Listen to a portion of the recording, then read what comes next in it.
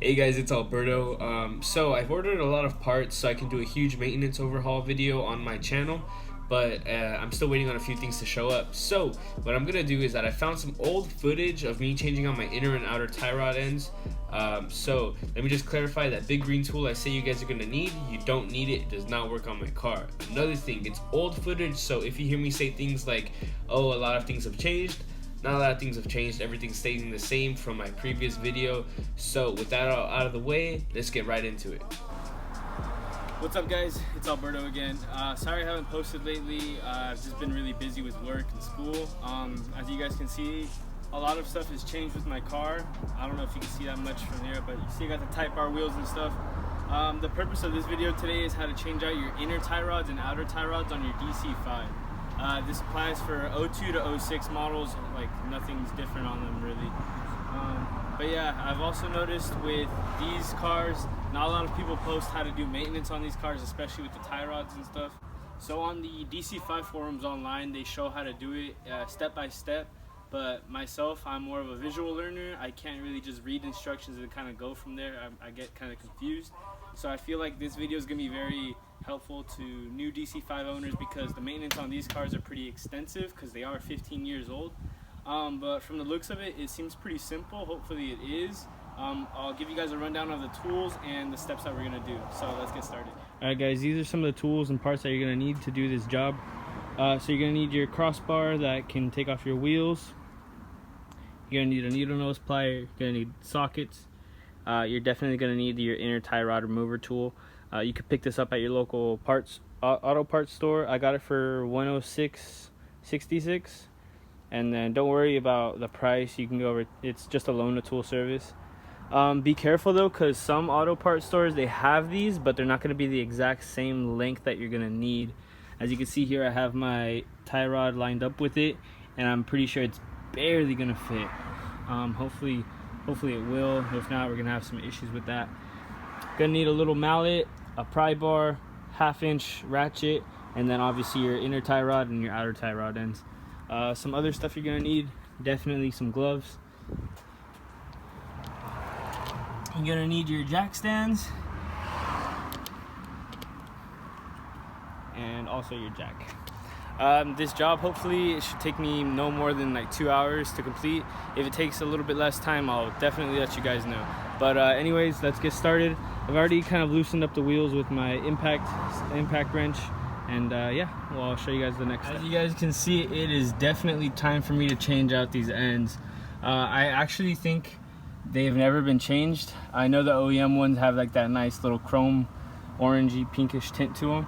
But yeah, these are super messed up, man. But yeah, we got some new hardware as well. So let's get this thing out of here. You want to get your needle nose pliers and then just kind of straighten these bad boys out.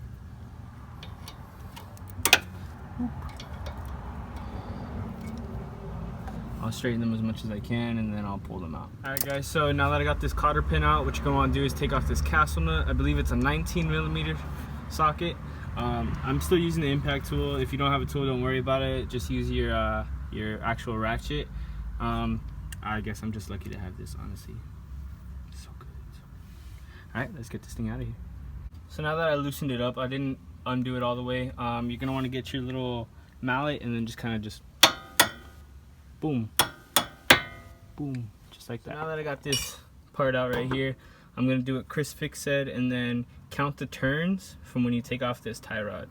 So, alright guys, so what I did was I grabbed this little plumber's wrench and I put the tie rod in there, and then from there I just put this right over it and I just loosened this up, so hopefully that'll help a little bit. It's off. I counted 9 times till I hit this little thingy mabobber. So yeah, there we go. On to the next step, which I think is going to be the hardest, honestly. Alrighty. So some cars, they utilize locking pins. Some cars just like have like little nuts holding them in. So I don't know if you can see that, but let's see. Right there, those are little indentations, like little crusher washers that hold it in place so that it doesn't fall out. So basically what we gotta do is we gotta use the little bar, the plier, to smash those things out. smash them right there and then right there, and then there's also 2 indentations on the bottom part, and so then that's how we will be able to get it free. All right, so the thing I found out, right, I don't know if you guys can see, but there's this bar and heat shield that is blocking me from getting to the bottom part of the tie rods. So we're gonna have to take those off. So they're 12 mils all the way around and even on the heat shield. So you need to take, I already took this side off. As you can see, those are off. And I'm gonna work on the other side. From there, you're gonna wanna go underneath the car and move the heat shield from the downpipe and then just push it up. And then from there, let's see, I lost it. Oh yeah, from there, you will get the most beautiful sight. Let's see if it even wants to focus right now. You get the most beautiful sight, the bottom part of the tie rods. So now what we gotta do is just hammer those things out and then take it off. Take it off. Let's get it. Alright, so now that I got the old tie rods out, I've put on some red Loctite onto the threads right there. And it's time to just reinstall and put everything back together. And before I move on, just remember that this crusher nut or this bending nut has the hex pattern that goes along with it. Make sure it stays in that pattern as you're re-threading it in there. Hey guys, so it is currently almost 4:45. The car is back on the ground. I put in the new tie rods. I had a mental breakdown in between, but it's okay. So let me just recap for you guys. This is the old tie rod. See how you can just like casually just dangle it, you know what I mean? The new tie rods were stiff as hell by Moog. But yeah, these have never been changed out. You can tell when they're OEM because they have like this like shiny pinkish color. And then here are the old OEM ones. You might think to yourself, why do they look different? Why does this one look thicker than that one? That's because the boot ripped off of this one. But yeah, everything's good. Put in those new, where'd it go? Put in those new washers right down there. But yeah, everything's sitting really well. The wheel isn't too messed up in the front. But I am gonna get an alignment just in case. But honestly, that was a lot harder. I've never had any experience doing this type of work before, but honestly, like, it went smooth. I just kind of gave up in the middle, so that's why I think I took like an hour break. So this job was probably about like 2.5 hours to do in total. But yeah, I think anyone can do it as long as you have the right tools. Another thing, I decided not to use the tie rod remover set that I got from O'Reilly's or the one I got from AutoZone. Both of them did not fit inside here. So you can see right there. So right behind, let me just focus this. Right behind where it's supposed to lock up so that you can spin it out. Right behind there is a nut that connects the steering to the actual like rack and pinion. So that got in the way, and there's no possible way for you to use the tie rod remover kit unless you take off the whole entire tie rod, front tie rod parts. That's the only difficulty with that. So I just went ahead, removed this brace underneath the heat shield, and then from there you get like a really good access point. But yeah, other than that, it's not too bad. What the hell? Hell yeah.